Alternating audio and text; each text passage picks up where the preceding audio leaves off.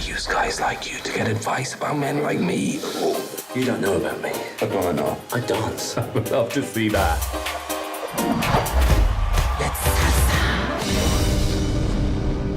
So great to talk to you today, Nick. I love the film. Very, very funny. Thank you. It came from an early morning email, is that right? A 2 a.m. slightly drunken email? Tell me about that. Yeah, that was a delivery method of the idea that I'd had. I'd had it for a long time, actually. The idea essentially was big lump, woos beautiful woman who has a boyfriend who is himself beautiful, but he's a dick, and he kind of woos her using dance and his fiery Cuban passion.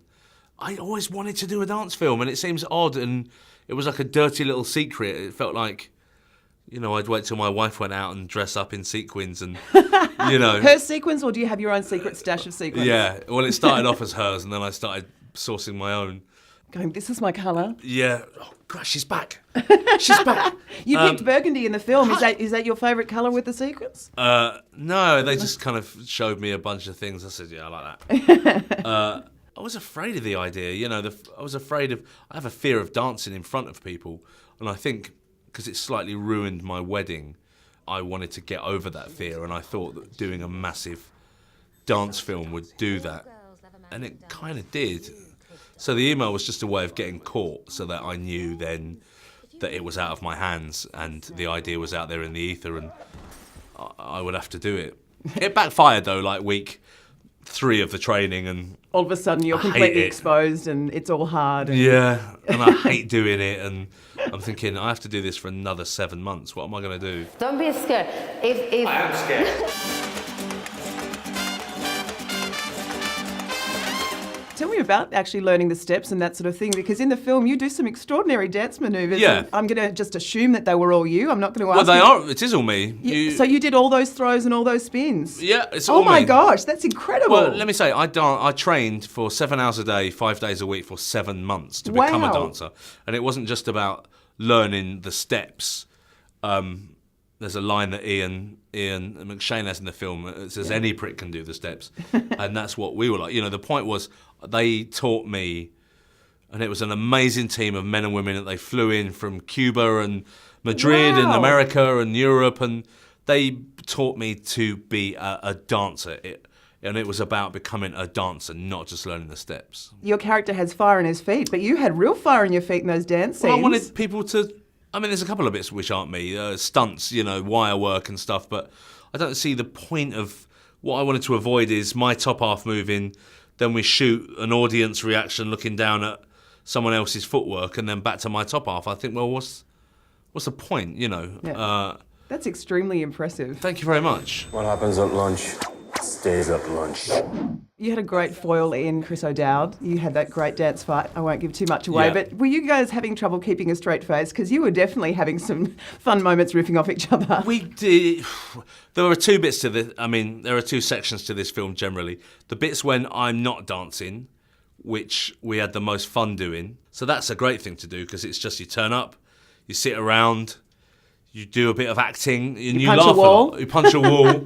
But then when we were dancing, any minute that we weren't turning the cameras, we were practicing it. Those days you had to really just knuckle down and concentrate. you need to dance, Bruce. Got to reach out and grab it. One of the lovely themes in this film is you were saying sort of hidden talents, and your director was saying that there's sort of a Superman quality to it, that your character in the film is kind of meek and mild at work, but then he gets his dancing shoes on and his S is on his chest. Did you feel that way about the character? Yeah, I think it is. It's like a, you know, it's like a superhero origin story. It's how he became Cuban Fury, you know.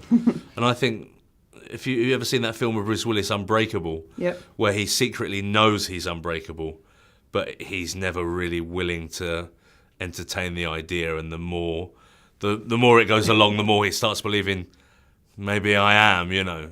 And that's who I think Bruce Garrett is. She's beautiful, way out of my league. She's like a 10, I'm a 2. It's like a butterfly going out with a parsnip. You've got to put yourself out there. Make her notice you, Bruce. It's about aesthetic beauty versus passion, and that you don't necessarily have to be what the media deem to be beautiful. you know, you can be passionate about something, and that can be anything, by the way. It doesn't have to be salsa. It could be engines or the beach or cooking. You know, if you love something a lot, it's a very beautiful thing to see, I think. Yeah, I totally got that from this film. Even though, obviously, you being the star of it, I was expecting to be entertained in a funny way. Yeah. I actually teared up a lot through the film. It's actually really quite emotional. Thank you, yeah. Well, he's, you know, I mean, one of our touchstones for this film was the Australian film Strictly Ballroom, and what that film did so beautifully is the comedy is funny, and the drama is dramatic, and the dancing is beautiful and colourful and passionate, and that's exactly what we wanted to do. What do you want from me? Just one lesson. Blow away the cobwebs. Please summarise for our audience, why should they go and see this film? Why wouldn't you want to be happy for 94 minutes? Go and see it. Thank you so much. A pleasure, thank you.